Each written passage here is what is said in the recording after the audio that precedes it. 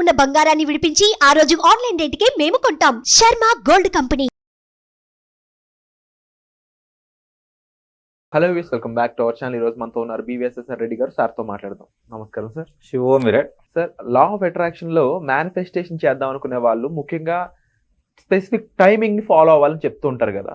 Magical timings అని మీ note నుంచి విన్నాం మేము చాలా సార్లు. అఫర్మేషన్ చేయడానికైనా, విజువలైజేషన్ చేయడానికైనా, ముఖ్యంగా ఆ ఫీలింగ్ పొందడానికి కొన్ని సమయాలు మాత్రమే కరెక్ట్ అని చెప్తూ ఉంటారు కదా. అవి ఏ సమయాలు ఈ రోజు ఎపిసోడ్ ద్వారా తెలుసుకుందామా? శివోం, welcome to my home lucky home, Vedic Mahavastu and Manisutra. ప్రతి ఇల్లు సిరి సంపదలతో, ధనధాన్యాలతో, ఆయురారోగ్యాలతో తులతూగాలని ఆ యాగంటి ఉమామహేశ్వరుని ప్రార్థిస్తున్నాను. శివోం శ్రీమన్ నారాయణ. ఇక్కడ magical timing, what is this magical timing? అసలు అఫర్మేషన్స్, మేనిఫెస్టేషన్స్, తర్వాత మనీ మెడిటేషన్ చేయడానికి మ్యాజికల్ టైమింగ్ అనేది ఎలా ఉపయోగపడుతుంది అనేది చూద్దాం. ఇక్కడ టైం ఒక్కొక్క హొర అనేది ఒక్కొక్క ఎనర్జీ లెవెల్ని కలిగి ఉంటుంది. అన్ని టైమ్స్ ఒకేలా ఉండవు. ఇది డేలో మీరు కూడా గమనించి ఉంటారు. ఒక్కొక్క టైంలో మంచి ఎనర్జిఫైడ్గా ఫీల్ అవుతారు, ఇంకొక దాంట్లో అలసిపోయినట్లు, అసలు చేయాలని అనుకున్న ఆ మూడ్ అనేది రాదన్నట్లు. కాబట్టి మీరు పని చేయడానికో లేకపోతే ఏదన్నా వర్క్ కంప్లీట్ చేయడానికో చేయగలిగిన శక్తి ఉన్నా కూడా చేయలేకపోతారు అన్నట్టు. అంటే మీకు తెలుస్తుంటుంది, అది ఎనర్జీ లెవెల్స్ ఉన్నా కూడా కంప్లీట్ చేయలేరు. కాబట్టి ఆ రకంగా టైంకు చాలా ఇంపార్టెంట్ ఉంటుంది. మనము మేనిఫెస్టేషన్, లా ఆఫ్ అట్రాక్షన్లో ప్రధానమైనటువంటిది ఏంటంటే, అందరూ కళ్ళు మూసుకొని మనకి ఏది కావాలో అది కోరుకుంటే వస్తుందని అనుకుంటారు. ఇది చాలా రాంగ్ అండి. అలా వచ్చుంటే అందరూ ఇంట్లో కూర్చొని కళ్ళు మూసుకొని కోరుకునేవాళ్ళు, రోడ్ల మీదకి వచ్చి పనులు చేసుకునేవాళ్ళు కాదు. లా ఆఫ్ అట్రాక్షన్ అనేది ఏంటంటే, లా ఆఫ్ వైబ్రేషన్ ద్వారా పనిచేసే ఒక మెథడ్.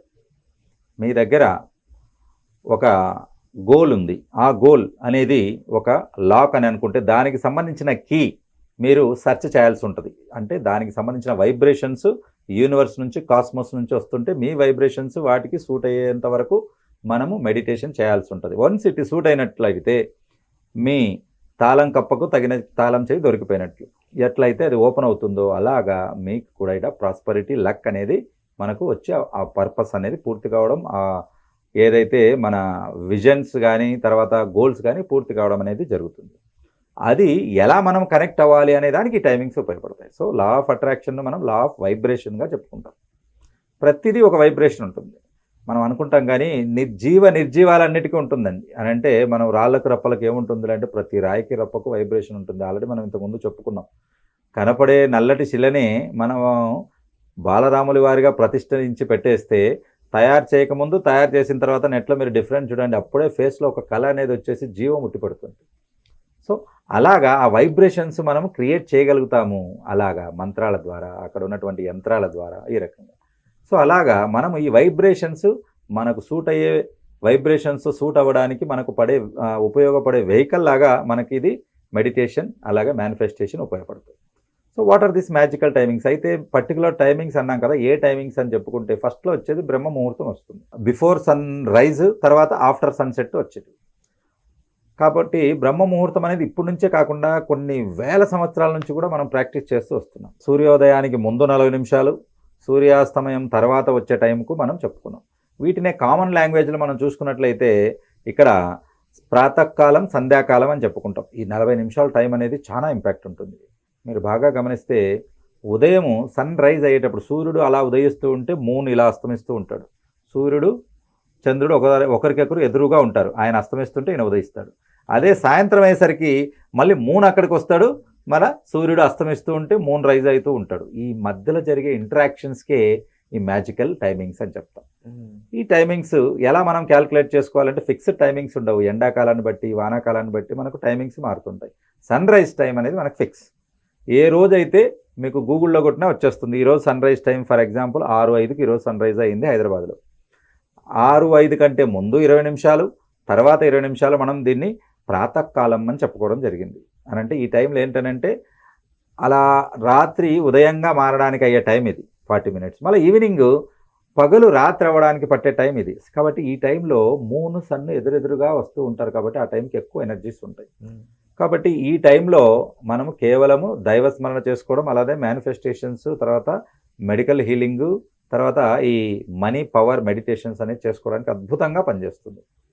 కాబట్టి ఇక్కడ మనం చూసుకున్నట్లయితే ఈ టైమింగ్స్, ఈ 20-40 మినిట్స్ టైం ఏదైతే మనం ఉంటుందో ఈ టైంలో సాయంకాలం సంధ్యాకాలం అని అంటాం, అంటే ఈవినింగ్ వచ్చే టైం. మీరు గమనించినట్లయితే మనకు పురాణాల్లో, ఇతిహాసాల్లో, అనేక గ్రంథాల్లో రాసి పెట్టారు, సాయంత్రం పూట ఇక్కడ సంధ్యా సమయానికి దేవతలందరూ శివాలయానికి వస్తారంట. కాబట్టి ఆ టైంలో వేరే గుళ్ళల్లో కూడా ఎనర్జీ లెవెల్స్ తక్కువగా ఉంటాయి. ఆ టైంకి అందరూ శివాలయానికి వచ్చి శివుడికి అభిషేకం చేసుకుంటారు. కాబట్టి ఆ టైంలో మీరు కూడా శివుడికి అభిషేకం చేశారనుకోండి, శివాలయం ప్రదక్షిణ చేశారనుకోండి, ఆ ముక్కోటి దేవతలకు ప్రదక్షిణ చేసినంత పుణ్యం వస్తుంది. ఎందుకు అందరి దేవతలు అక్కడికి వచ్చారుగా, ఆ టైంలో మీరు వెళ్ళారు, రైట్?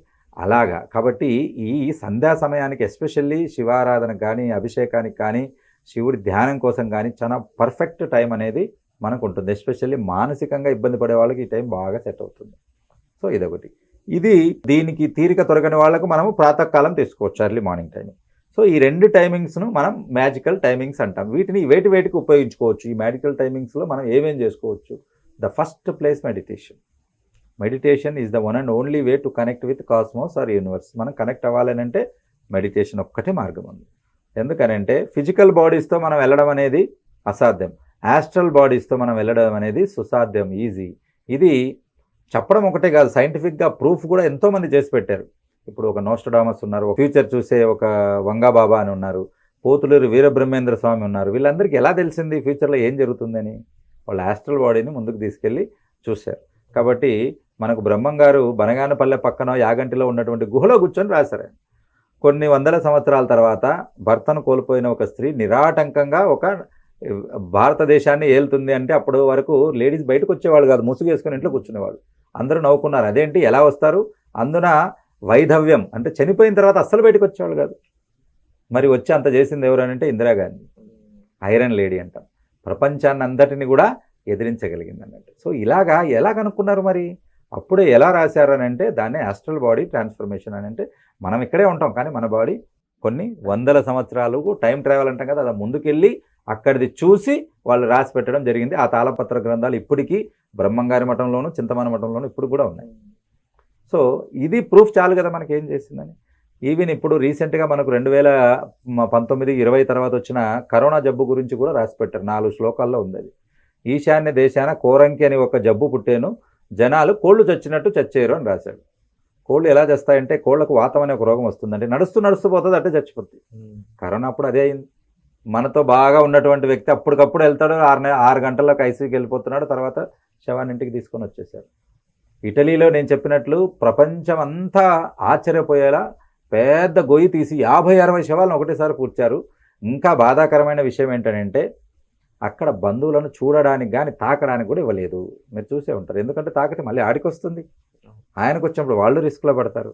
ఇవన్నీ కూడా అప్పుడే కనుక్కొని రాయగలిగారు. సో ఆస్ట్రల్ బాడీ ట్రాన్స్ఫర్మేషన్ అనేది చాలా అద్భుతమైంది. వాటికి మ్యాజికల్ టైమింగ్స్ అనేది పనికొస్తాయి. Meditation and 2 manifestation. పుట్టిన ప్రతి మనిషి 2 చేతులు, 2 కాళ్ళు, ఒక బ్రెయిన్, ఒక లివరు, 2 కిడ్నీలతో అందరికీ పుడుతున్నారు. మరి కొంతమంది ఎందుకు సక్సెస్ అవుతున్నారు, మిగతా వాళ్ళు ఎందుకు సక్సెస్ అవ్వట్లేదు అని అంటే వాళ్ళు మేనిఫెస్టేషన్ నమ్మట్లేదు, వీళ్ళు నమ్ముతున్నారు అంతే. కాబట్టి నేను 100 కోట్లు సంపాదించగలను అనుకున్నవాడు ఒక 10 ఏళ్ల తర్వాత ఒక బిలియనీర్ అయిపోయాడు. నేను ఎప్పుడు సంపాదిస్తాను, అసలు ఎలా వస్తాయి అనుకున్నాడు వాడి కింద పనిచేస్తుంటాడు. అదే 100 కోట్ల చేసిన అతని కింద ఒక వర్కర్లా, ఒక ఎంప్లాయీలా పనిచేస్తున్నాడు. కాబట్టి కేవలం ఆలోచన విధానమే నువ్వు ఓనర్ ఉండాలా లేదా వర్కర్గా ఉండాలా అనేది డిసైడ్ చేస్తుంది. వర్కర్కు 10,000 జీతం వస్తుంది, ఓనర్కు 100 కోట్ల డివిడెండ్లు, ఆదాయాలు వస్తాయి. సో ఇది అన్నట్టు. నెక్స్ట్ వచ్చేసి అఫర్మేషన్ చేసుకోవడానికి. అఫర్మేషన్స్ ఏంటనంటే రైతు పొలంలో విత్తనాలు వేసినట్లు మన సబ్కాన్షియస్ మైండ్కి ఇచ్చే ఫీడింగ్ ఈ అఫర్మేషన్స్. కాబట్టి అఫర్మేషన్స్ అనేది ఒక్క రోజుకు రోజు, ఒక రాత్రికి రాత్రి రావడం అనేది కాదు. మనకు ఒక రిపీటెడ్ టైం. మీరు ఏబిసిడి ఒక రోజులో నేర్చుకోలేదు, 4 నెలలు 6 నెలలు పట్టుంటుంది.